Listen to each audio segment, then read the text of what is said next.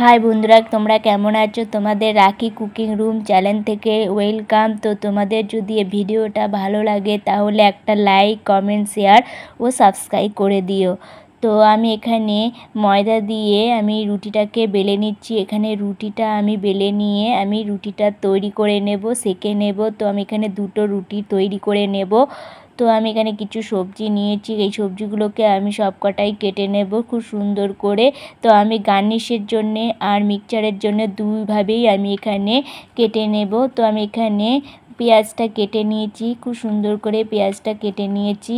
তো এখানে আমি এটাকে কুকিং করব না, তোমরা চাইলে এটাকে কুকিং তৈরি করতে পারো। তো আমি এটাকে এখানে নর্মাল তৈরি করে নেব। তো আমি এখানে এটাকে আমি গার্নিশের জন্যে করে নিচ্ছি। এটাকে মিহি করে কুচি কুচি করে কেটে নিতে হবে। তো আমি এখানে মিহি করে কুচি কুচি করে কেটে নিয়ে আমি এখানে বাটির মধ্যে রেখে দিচ্ছি।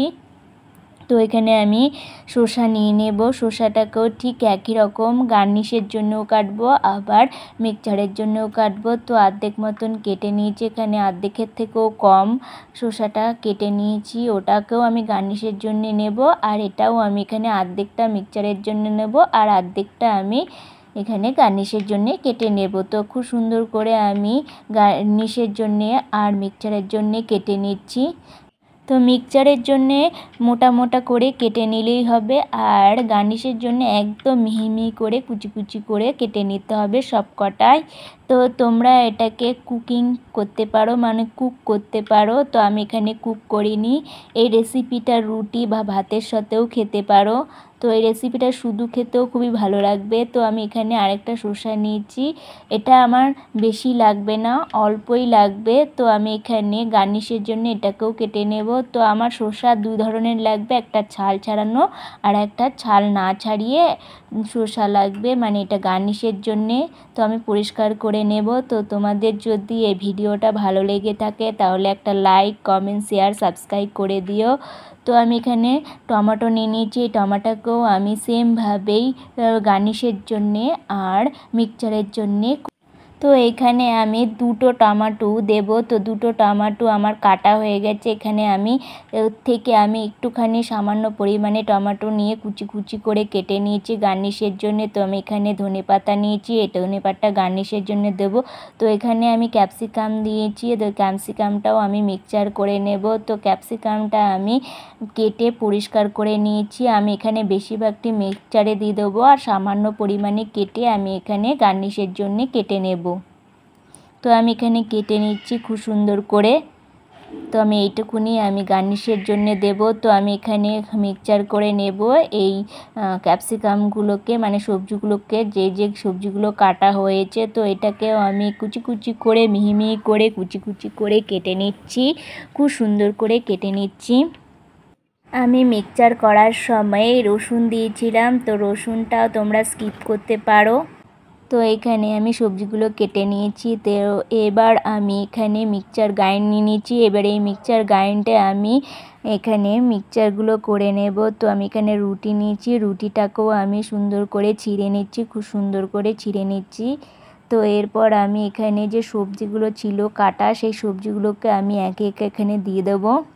তো তোমরা চাইলে এখানে রুটি স্কিপ করতে পারো, রুটির বদলে তোমরা ব্রেড দিতে পারো, যে পাউরুটি বাজারে কিনতে পাওয়া যায় সেটাও দিতে পারো। তো আমি এখানে নুন, ভিনিগার, তো জিরের গুঁড়ো, তারপরে গিয়ে একটু তেল, তারপরে গিয়ে এখানে কাঁচা লঙ্কা, একটু জল, এসব দিয়ে আমি মিক্সচার করে নেব। তো সব কিছুই আমি এক চামচ করে দিয়েছি। তো আমার এখানে মিক্সচার হয়ে গেছে। তো তোমরা নুনটা দিতে পারো। তো আমি এখানে সামান্য নুন দেখিয়েছি, তো তোমরা 2 চামচের মতো নুন দেবে। তো আমি দেখাইনি, তাই তোমরা 2 চামচের মতো নুন দেবে। তো আমি এখানে পাত্র নিয়ে পাত্রটার মধ্যে ঢেলে নিলাম। তো এটাকে আমি ফ্রিজে রেখে দেবো আধ ঘন্টা মতন। তোমরা আধ ঘন্টা মতন ফ্রিজে এটাকে চিল করতে দিয়ে দেবে। তো আমি আধ ঘন্টা মতো চিল করতে দিয়ে দিয়েছি। এটা দেখো আমি গার্নিশের জন্য কেটে নিয়েছি সব সবজিগুলোকে একটু একটু করে। তো এখানে আমি রুটি নিয়েছি, তো রুটিটাকেও আমি সুন্দর করে কেটে নেব গার্নিশের জন্যে, মানে সাজানোর জন্যে। তো সুন্দর করে আমি কেটে নিচ্ছি এইভাবে।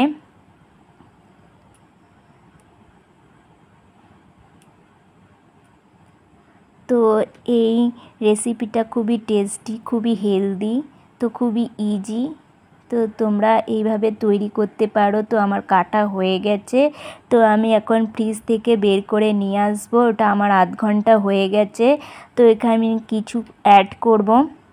তো এখানে আমি 1 চামচের মতো নুন অ্যাড করেছি। তো এখানে চিলি সস দিয়েছি।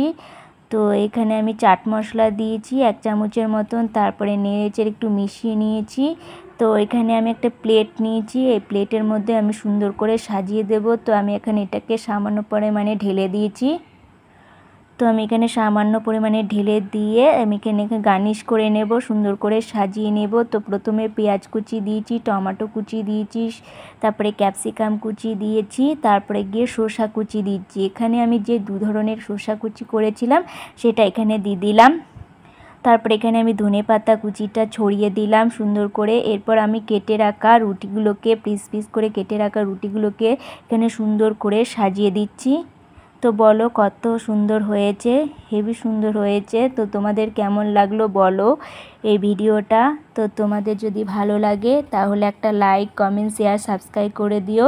তো এখনকার মতন টাটা, বাই বাই। তোমরা সবাই ভালো থেকো। আবার পরের ভিডিওতে তোমাদের সাথে দেখা হচ্ছে। তোমরা সবাই খুব খুব ভালো থেকো। তোমাদের অনেক অনেক ধন্যবাদ এই ভিডিওটা দেখার জন্যে। তো এখনকার মতন বাই, আবার পরে দেখা হচ্ছে। Thank you.